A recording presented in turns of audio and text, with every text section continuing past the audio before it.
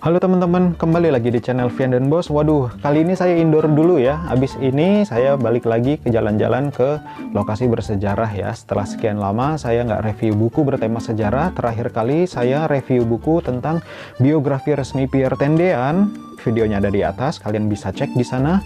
Kali ini saya ada buku ya, tapi bahasanya memang khusus dewasa. So, buat kalian yang sekiranya belum berusia 21 tahun ke atas, silahkan skip aja video ini, nggak apa-apa, karena memang bahasan ini khusus untuk dewasa ya. Oke, jadi buku ini adalah buku Bukan Tabu di Nusantara, karyanya Bapak Ahmad Sunjayadi. Pak Ahmad Sunjayadi ini adalah seorang sejarawan UI. Kita ngomongin sumber sejarah dulu ya, yang dipakai Bapak Ahmad Sunjayadi dalam menulis buku ini.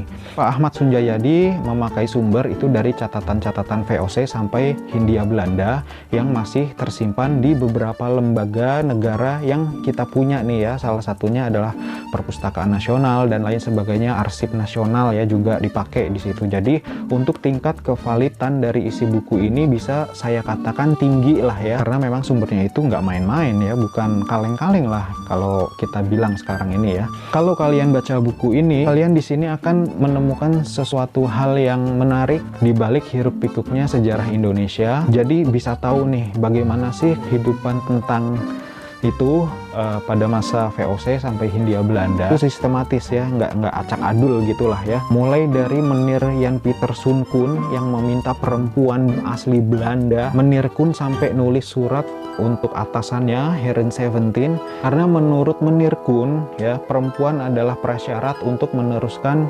kehidupan sebuah koloni ya pada saat itu. Karena memang seperti yang kita tahu bahwa pada saat VOC berhasil menguasai Nusantara, Menir Koen di sini itu kesulitan ya untuk membangun sebuah koloni, karena pemuda-pemuda Belanda itu sebetulnya nggak mau datang ke Batavia. Nah, jadi di situ kalian bisa tahu ya, apakah surat Jan Pieter Soenkoen kepada atasannya itu untuk meminta perempuan dikabulkan oleh para petinggi-petinggi VOC yang ada di negeri Belanda sana. Di sini jawabannya ada. Di sini juga diceritakan tentang skandal di Kastil Batavia. Nah, ini dia nih. Mungkin di antara kalian juga tahu ya bahwa di Kastil Batavia sempat ada skandal ya antara Sarah Spex dengan salah seorang penjaga di Kastil Batavia ya, yang melakukan hubungan itu di area Kastil Batavia. Begitu marahnya Menir Koen ya, sampai akhirnya ada rencana mau dihukum gantung ya pada saat itu, tapi akhirnya dibatalkan karena dinasehati oleh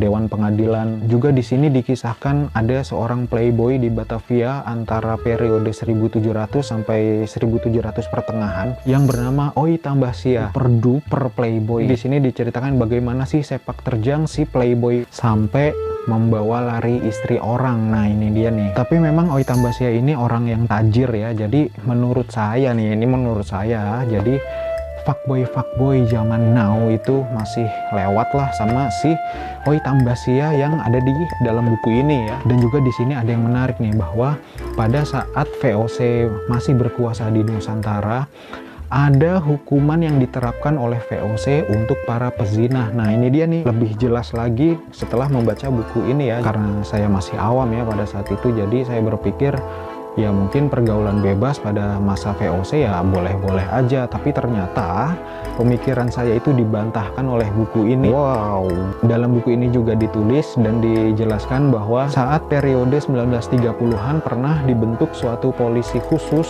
ya, namanya polisi asusila. Nama Belandanya saya lupa, ada di buku ini kok. Pemerintah kolonial membentuk polisi itu karena memang banyak terjadi penyimpangan seksual. Untuk mengendalikan dan mengatur itu semua, pemerintah kolonial Belanda membentuk polisi asusila tadi ya. Jadi polisi asusila ini cara kerjanya bagaimana? Itu selalu merazia ya. Di sini dikatakan sih polisi asusila itu selalu merazia. Jadi yang disinyalir melakukan hubungan sejenis dan juga tertangkap basah apalagi melakukan hubungan itu memang ada hukumannya. Hukumannya apa?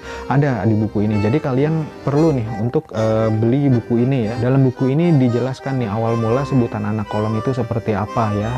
yang ternyata ya itu tentang obat kuat, terus majalah dewasa ya. Di sini lengkap kok.